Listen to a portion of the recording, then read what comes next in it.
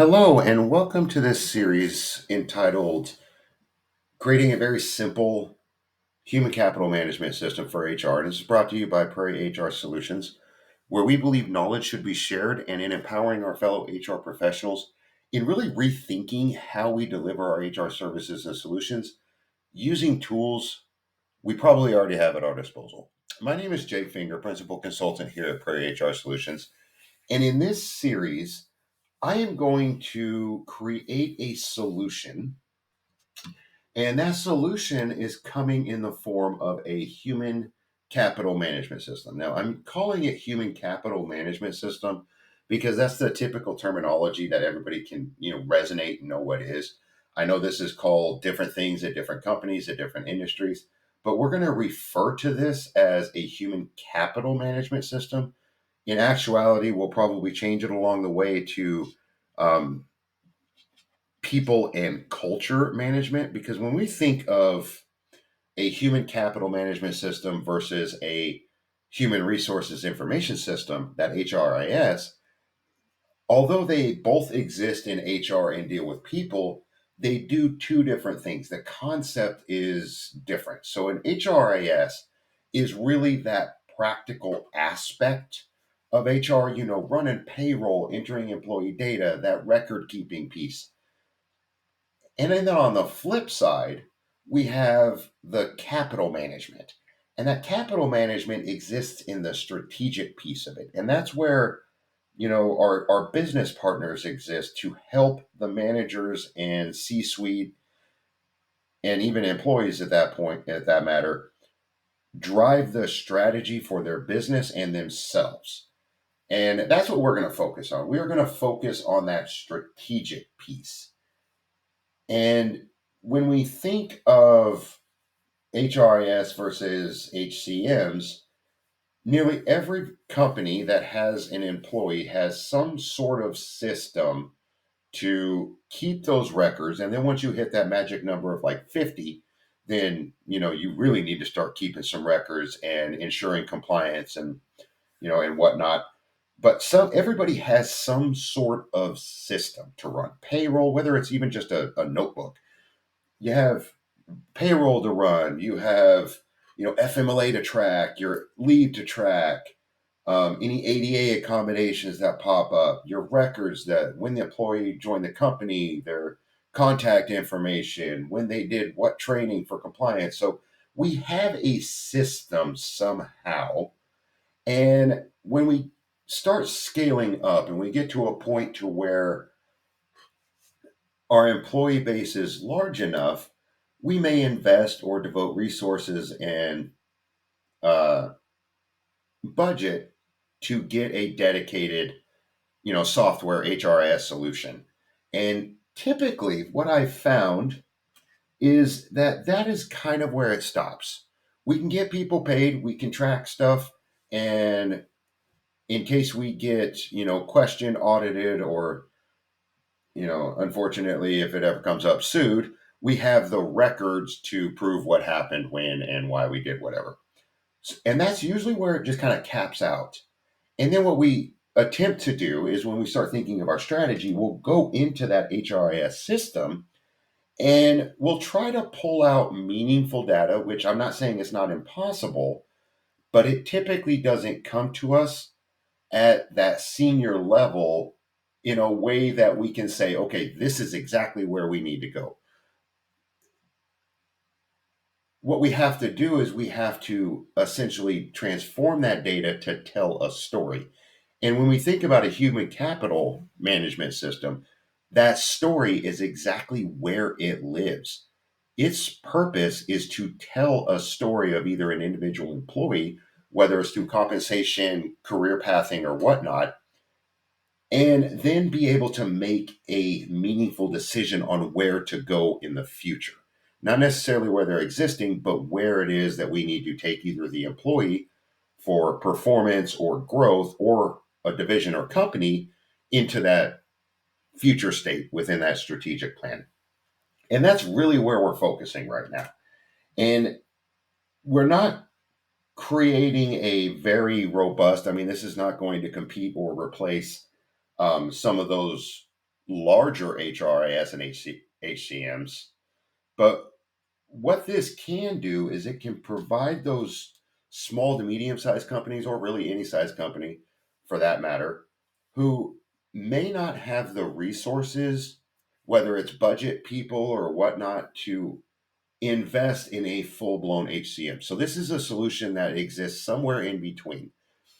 And being that this is geared towards the, smaller, medium sized companies, even the startup companies, I chose to tackle this in Google. And the reason I chose to tackle this in Google is Google has that free version.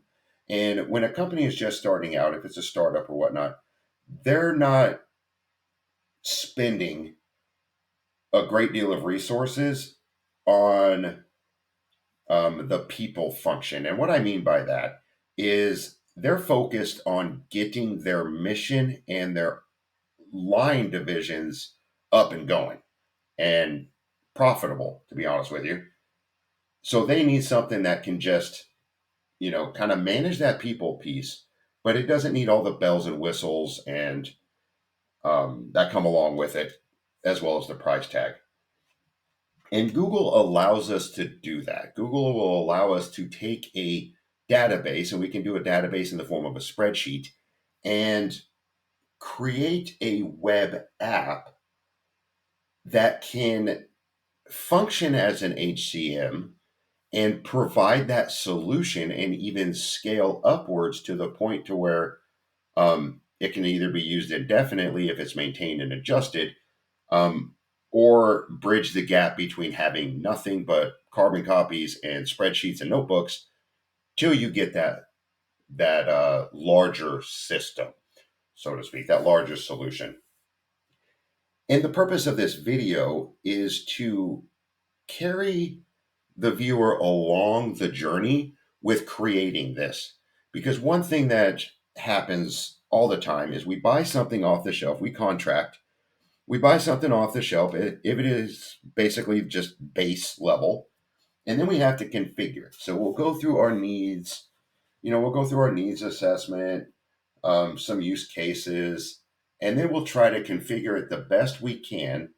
And unfortunately, during that configuration, we're against the clock because this is a project and we are racing against the clock to get that project done. And we tend to overlook or miss various situations and functionality that we will need in the future. So then the project gets released. We have this great system, it's rolling. And then as the company evolves and the employees evolve, we realize that we need additional functions, or we need to just reconfigure it, completely differently.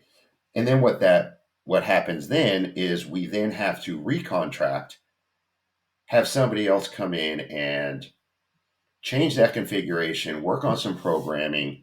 And what's great about, and that costs money, but what's great about Google Apps Script and this video series in particular is I'm going to teach you not only how to build the major components, but in doing so, you're going to be able to learn how to manipulate, change, and add on features so you can provide your own initial level support for this system.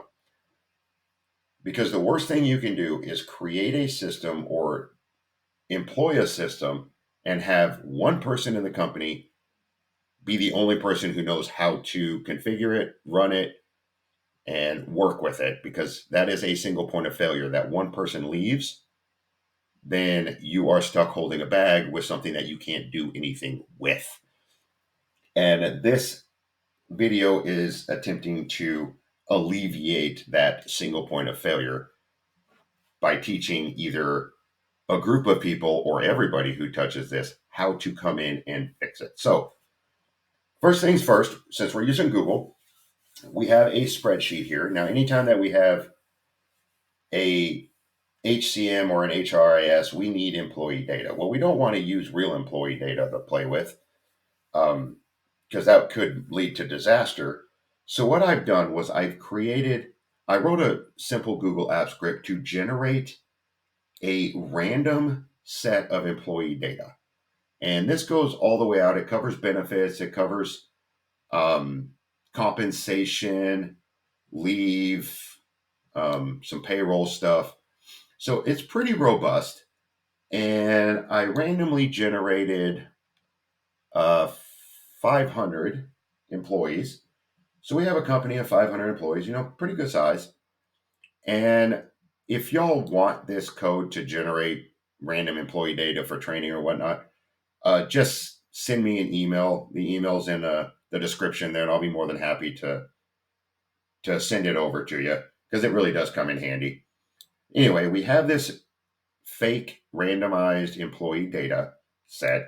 And what I would like to do is create a web app. So a web app is something that exists in the browser. It's almost like a web page you can think about. Now, I'm not going to go through step by step on how to code or work with Google Apps Script.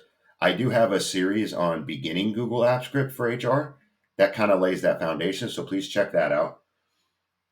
So there may be some things that if you're just starting out, I'm not going to spend a whole lot of time on explaining, but you'll be able to go back and answer questions either through that series or other avenues to get your questions answered. So now we have this spreadsheet. So now let's create that web app. So what we can do is I want this code to be bound to this sheet. Now we could make it a standalone code, but then if we standalone code and then we share it, it just kind of gets a little bit confusing. So a little bit more complicated, not confusing, but complicated, definitely. So I just want to create this code as bound. So I just go in here to extensions, hit Google Apps Script, and it opens up our code here. Now this code is bound to that spreadsheet. So wherever that spreadsheet goes, this code's going with it, which is fine. And I created inside this project a main GS file, main Google Apps Script file in HRIS home. And let's change this to not to HRIS. Let's change this to PCM home. And what this PCM home is, and the reason I'm calling it PCM is because it's going to be people and culture management. This is going to house our web page, that web app, that view that the user is going to see initially when they first open it up. And then I also created a utilities GS, and this is going to be all of our utilities, as you'll see as we're moving along. And I'm not going to go through this entire process. We're not going to create from start to finish this management system. But what I am going to do is I'm going to break it up into chunks and cover the major aspects of it. So this video, we are going to lay the foundational framework for our web app. And in doing so, we will start filling this utilities. So this utilities file is where we keep everything that is not our functional code for our web app. So this is going to be things like our HTML service files and things like that. So you'll see what that's going to be used for. So first, let's go over to our main GS. And what we want to do is get rid of my function. We want to create a function called doGet. So this doGet function is getting something, and it is primarily based in, when we're dealing with web apps. And this is just to initially get us something. And what we want this function to return is an HTML service. And this HTML service, we want to create an HTML output from file. So this right here. It's a method, so we need our parentheses. Now inside this parentheses, it's going to want the file name, the string. What is it that we want to return? What file is it? And we want to return this PCM underscore home.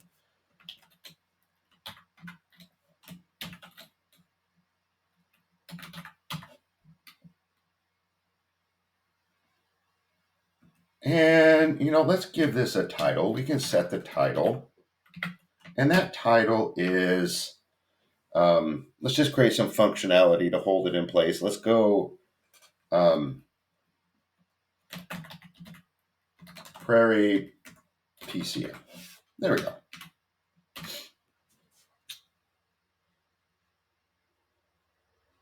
So now let's go over to our HTML side here. Now I'm not going to go over too in-depth HTML. If you would like a series dedicated specifically to HTML and CSS, I'll be more than happy to. Just let me know. So in this body, let's just create something to hold a place. Let's create a H1 heading. Ooh, I'm messing that up. And let's create this. Let's have this heading say, welcome to the Prairie People and Culture Management PCM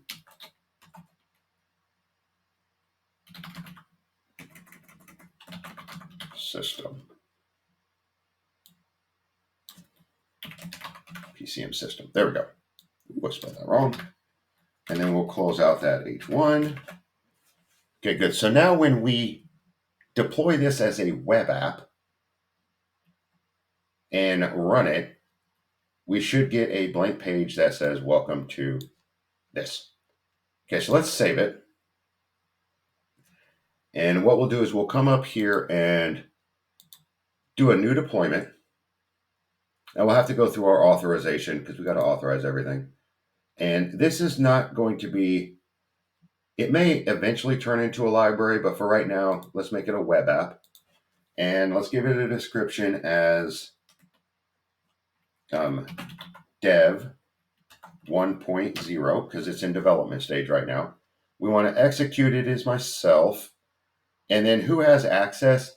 When you deploy this for real, once it all gets done, you want to change this. But for right now, let's just leave it as myself. Okay, so here is our version 1. Here's our URL. And of course, since we're working with Google, we will always get this. This application was created by a Google App Script user. And this will never go away if we call it straight from that file. Now we can do it if we put it in like an XML frame or an iframe or something, then this will go away. But for now, we'll just have to deal with it. We'll work on that when the time comes. So looking up here if you look up at the URL, it will have script.google.com macros, and then all those characters, and then it'll end in exec. So that is the executable version. So you could go back to our script, and when you come back to our script and you press deploy, you can go to test deployments, and then it will, once it gets done loading, it'll give you the same one, except when you hover over it, it will be .dev. And that's actually what you want to open, because if you change something in the code, you just want to be able to refresh this and then have that code work as opposed to the executable. Because in order to get to the executable code, you need to republish it. So now we have that. And if you look up at the tab that you have open or we have open, it produces the title that we put, the Prairie PCM. Okay, so good. So now we have something. So let's create a little bit of functionality in here. And we'll start with our HTML. And let's just ensure that we have linkage between our HTML file and our server side here, this main GS.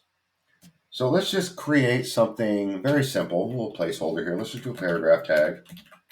And we can do, please type your name. And then we'll end this. Oops. We'll end that tag. Wow. There we go. And then we'll create an input. Let's go input.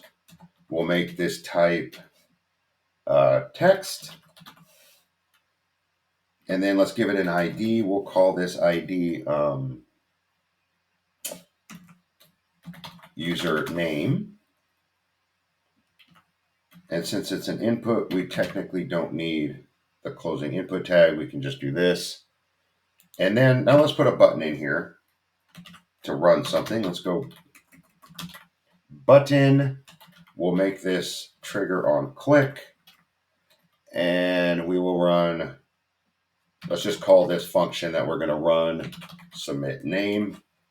Again, if you don't know what I'm doing, please go back and watch some of my previous videos or some of the videos that Prairie HR has released through the channel, and we cover a lot of this. So we'll run that function, and let's give this button a name, and let's just say, let's just call it submit. Closing tag. Okay, good. So now we have a button. And then let's create an output paragraph tag. And we'll give this paragraph an ID of just simply output. That'll work. Okay, good. So let's save this and see how that populates for now. Come back over here and refresh this. Okay, please type your name. There's our input box, button, submit. Okay, good. So let's come back over here and let's create this. Let's create this function because we want to be able to ensure that our HTML file or our client side connects to our server side, this main GS.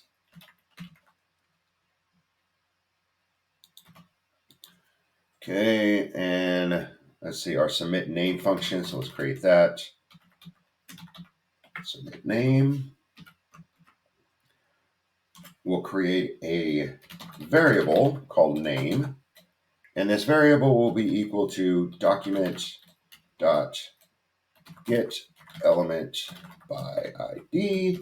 And that ID that we're going to grab is this input. So this is the user name. And then what we want to do is grab the value of that, store it in that variable, and then we want to send that variable and run a script in our server side. So to do that, we will use Google script run. And we want a success handler because we're expecting something to come back to it.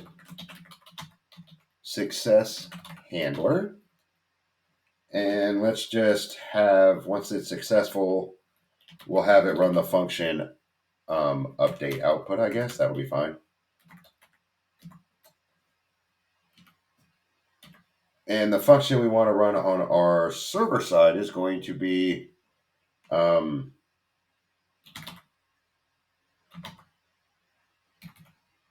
just if you process name, and we're going to pass the variable name through there. So now let's create, while we're here, let's just create this update output function.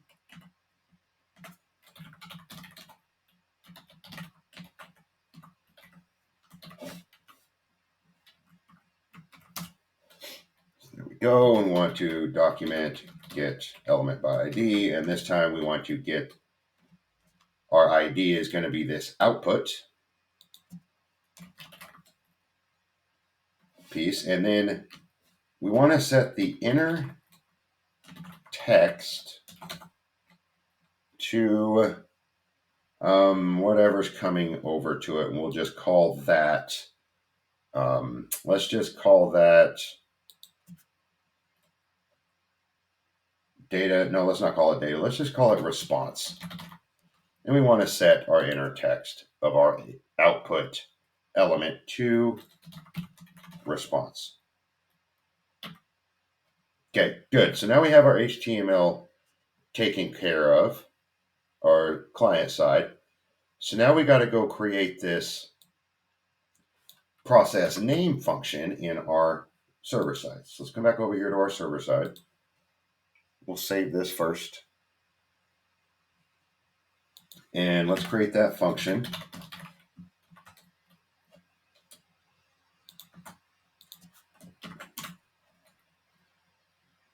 And what we're wanting this function to do is, let's return an iteral. And we'll say simply, hello.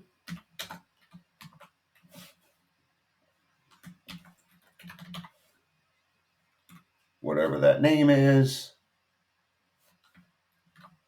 And we'll give a little welcome message. Welcome to the Prairie PCM. Period. Okay, good. So a quick little rundown of what we have going on here. So the user is going to see this text here. Please type your name. They're going to have an input box. That input box has the ID of username. Then they're going to have a button. So we're wanting them to type in a name. And then when they push this button, it's going to run this code. And this code is going to come down here and store a variable with that username value. And then it's going to run this Google script run. And it's going to run on our server side, that Google App Script side, this process name function and pass that variable as an argument. And then when that is successful, it is then going to run this update output. And this update output is going to take the response or the return value from that Google App Script function. And then it's going to get the element by ID of output, which is our P element here. And it's going to set the inner text to that response, to that value. Okay, so let's save this.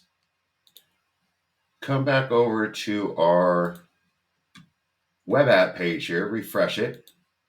You should see in your URL, the last 3 digits you should see is DEV. So, because you're in the developer environment of this. Okay, so we have, please type your name. So let's type our name as Jake. Now, when we hit submit, it's going to run that code. And it may take just a second, and it's running it and sending it right back. Hello, Jake. Welcome to Prairie PCM. Awesome. So now we have our web app HTML connected to our server-side Google Apps Script. Good. Now, the one thing that we are going to create in the future, anytime you're running data, especially between the client side to the server side, there's going to be a delay. And we are going to be dealing with 500 employees, which is going to take a bit to run. So we will be using spinners or something to give the user, something to do while they wait for this to run. But that'll come in the future. So right now we have our files and whatnot connected. So you see our layout here takes up the entire viewport. So we'll have to change that. But actually, we could just, instead of doing it, we'll just do it through CSS for now. So let's go ahead and create some CSS in our code. Just to make it look a little nicer, a little bit more structured. So what we'll do is we'll create a horizontal line here. And then we have this H1 tag. So let's create our style tags here.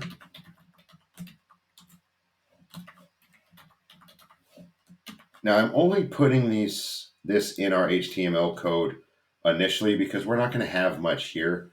I think ultimately we will use a library like Bootstrap or something, and we will take this style section as well as our script section and put them over here in its own file and then just connect it.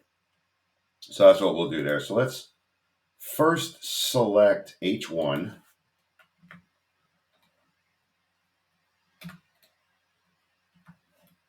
And with our H1, we want to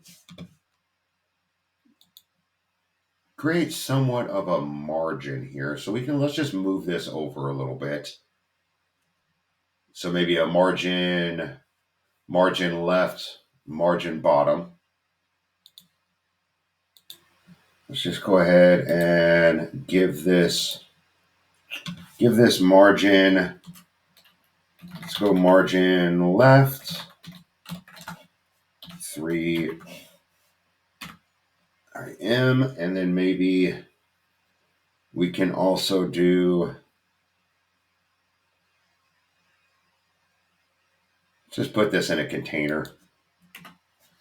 Let's put this in a separate div here because that's what we're going to have to do anyway. So let's come down here and do div. And then, so what we're doing right now is we're just simply giving a little bit of space between this welcome to Prairie People and Culture Management System. So let's save this. And then we'll go back to our sheet here and refresh it. See what we got. Close that out. Yep, move this over. That's perfect. We could probably just center this. And then we have, please type your name. Clara, and voila. Good. Okay, so perfect. So now we have a foundation for this. And what I would like to create, I'm going to end this video here now that we have this foundation. What I'm going to create is some fields, but first I would like to dip into a library, a CSS library, and probably use Bootstrap. And one thing that I tend to do is instead of calling Bootstrap, I can just download the whole thing and then make the CSS file, but that'll come a little bit later on. So we'll just work on the calling of Bootstrap just to get it functional and going. And we'll do that the next video, as well as starting to create some of our layout here and user experience. So until next time, please, if you enjoy what we're doing, hit that subscribe button and please take care.